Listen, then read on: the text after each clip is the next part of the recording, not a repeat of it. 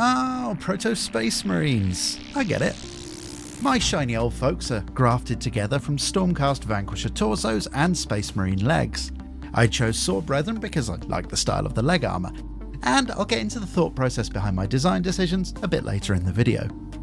After some assembly, the Marine was relieved of his superfluous torso using a bit of reciprocating action with a razor saw.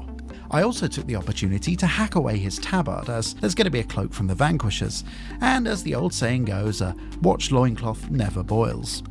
While I was feeling destructive, I gave his legs a bit of a shave using the scalpel, cleaned it up with some soothing shin scraping, and finally polished it off with a bit of fiberglass pencil action. By the way, I'm Chris, this is Offbeat Builds, and today's video isn't very lore accurate.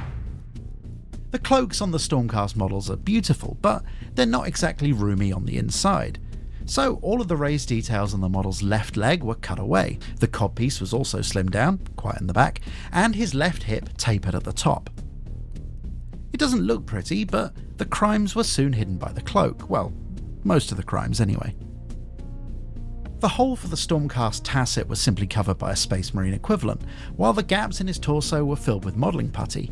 I experimented with quick setting automotive putty for this because time is a slippery eel, but it was probably more trouble than it was worth, to be honest. That, my friends, is an Assault Intercessor arm, chosen because the styling of the fan brace fits nicely with the Stormcast aesthetic, and that is a piece of 2mm brass rod. Bringing the two together on the model should give you some indication of where things are heading. For the axe head, my bits box provided this obscene item from the old Deathwing set, which was drilled for the handle, relieved of the ridiculous stabifier, and secured in place on the model. I did straighten it up after this shot. Assembling stuff on camera is harder than it looks.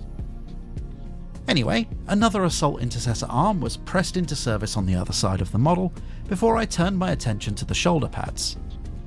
I liked the look of this Sword Brethren pad, but it needed a bit of detemplification before making its way onto the model. On the other side, this plain looking shoulder pad from the Mark 6 Marine kit was chosen for reasons that I'll likely forget to explain later. Now, the head needed raising up with a bit of green stuff in order to clear the generous gorget that blesses the Stormcast models, and with the assistance of a little CA glue, it found its way home. Round the back of the model, a Mark III power pack was used because A, I like them, and B, I already had them. Now, this is the part of the build that I like to call hiding the crimes. The ugly join between the torso and the legs got a light dusting of greebles because my Bitsbox game is infinitely superior to my sculpting skills. Kitbashing's easy when you're adept in the art of cheating. In a continuity-defying moment, I hacked the top off of that Mark III power pack using a razor saw to make a suitable mounting surface for some decorative trophy nonsense. This particular nonsense came from a bloke called Grom, who's part of the Warhammer Underworlds range, which is why it's red. It does have holes in it though, so I did what I always do when confronted by inconvenient openings: stick a skull on it. Anyway, it's top knot time, which I think makes it around the year 1100. This one is from a Slave to Darkness Chaos Warrior, but it's not like there's a shortage of such things in the Warhammer universe. I decided to go my own way with the iconography, making use of a nail art charm bent to the shape of the shoulder pad, and while I was raiding my beauty supplies, I secured this nail art bead to cap off the axe head. To give the axe a bit more visual interest, I thought I should demonstrate my abject lack of knot tying ability with some of the model ship builder's rigging cord that I've been using a bit too often in recent builds. I honestly think about 60% of the decisions I make are guided by things that I already have on my workbench in front of me. Speaking of which, here are some handcuffs on a chain from the Frostgrave Cultist 2 sprue, and a nifty looking chainsaw from the Khorne Jackals set. And that's the finished Demolisher Veteran. An odd title perhaps, especially as I've yet to explain what I'm doing here. This is Grim Team, a half-baked name for a kill team project that we're running in the Offbeat Builds Discord community. The idea is simple.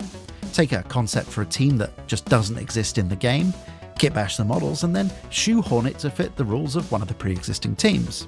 And if that sounds like your kind of party, come and join us. There's basically no rules and no barriers to entry. Clearly, I'm building a Deathwatch kill team in disguise, and since all 5 models follow the same basic assembly, I'll skip the repetition on the rest of the Weather Marines, because, well, we've both got better things to be doing with our time than goosing my watch time stats. This Blade Master needs a sword, but the Assault Intercessor's chainsword it's a bit basic for my liking, and those pretty Stormcast ones are just sitting right there minding their own business.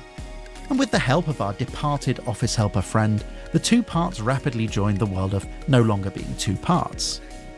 Where possible, I'm trying to make weapons that are distinct from their 30k and 40k counterparts, well, while still being identifiable.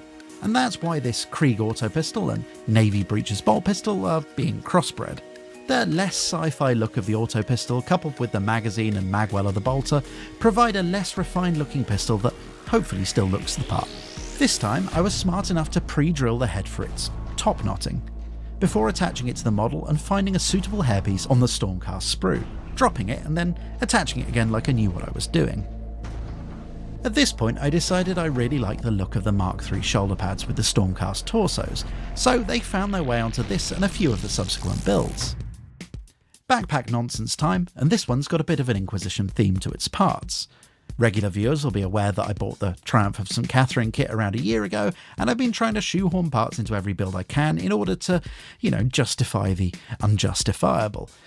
But I do like a good set of wings, so there's that.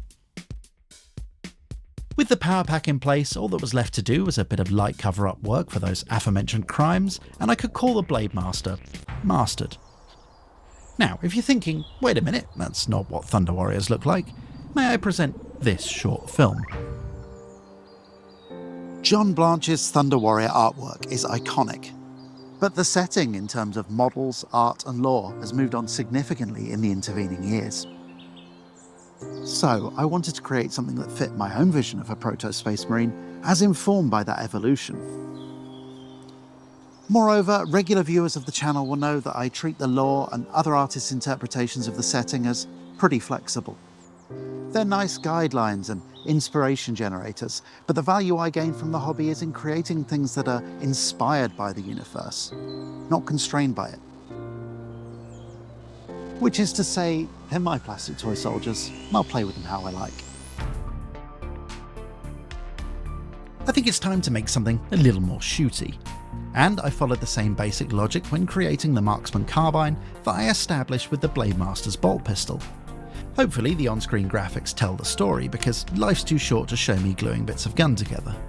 However, it's not too short to show the attachment of it to the model, or in fact this rather snazzy bionic arm which I pilfered from the Company Heroes box. Pilfered is a truly meritorious word. With the Thesaurus thoroughly plundered, it was the usual story of Mark III shoulder pads and a bit of light helmeting. Naturally, this was followed up by some top-knot action. This specimen was, I believe, from an Elder Harlequin. As I said, bad hair is plentiful in the Citadel multiverse. As are power pack greebles. In this case, a bloodletter head was impaled on my favourite bit of stationery, which was fine and all, but it needed a bit more zing. Wing. It needed wings. Raven wings to be precise. I think these are old Ravenwing bike feathery bits, but they've been in my bits box long enough that I can't be entirely sure. And with the power pack in place, I engaged in the now familiar art of criminal cover-up and called the Marksman Cooked. You probably shouldn't cook miniatures. For more useful tips like that, may I present Plastic Surgery, an ever-expanding guide, is a handy reference covering all sorts of techniques and tips from these videos. It's designed to fit into your infernal rectangle and is available as a Patreon member benefit. The Aegis Veteran needs a power maul, and after shaking the bits box, these parts were cut and pinned together to produce a weapon that looks suitably pre-Space Marine. The joint between the arm and the Slaves to Darkness hand wasn't a perfect fit, so it needed a little bit of remedial attention with some plastic putty, which was then smoothed out with a sculpting tool. The Dark Angel Deathwing Knights have some fancy looking storm shields, which are a perfect match for the aesthetic, except for the small detail that they're covered in swords and stuff. So the shield received the usual cutting, scraping and cleaning treatment. After scribing a couple of panel lines back in, I did what anyone would do in this situation and shook a box of nail art supplies at the shield to see what would stick. This Assault Intercessor arm was relieved of its, I want to say grenades, in order to provide something to hold the shield. And being an idiot, I glued it in place rather than waiting until it was all painted, a mistake that I make more often than I'd like to admit. Anyway, how about a pair of Mark III shoulder pads? Predictable at this point. So, in a change to the established order, it was out with a top knot and in with whatever you call this hairstyle, cribbed from a House Escher Ganger model. This fit the Anvil Industry helmet pretty well, but I made a point of giving it a bit of attention with the plastic putty all the same. With the head doing heady things, I turned my attention to the power pack. In this case, the decorative nonsense came from the world of jewellery, with this neat cog-looking charm glued to a bit of clippy and secured to the top of the power pack using the ancient art of stuffing it in a pre-drilled hole. The power pack soon became a backpack, and the storm shield gained some greebles, in this case courtesy of our old friend, the Purity Seal. And that, friends, is how I did that, except for the painting bit, which I refuse to talk about because I'm afraid of the consequences.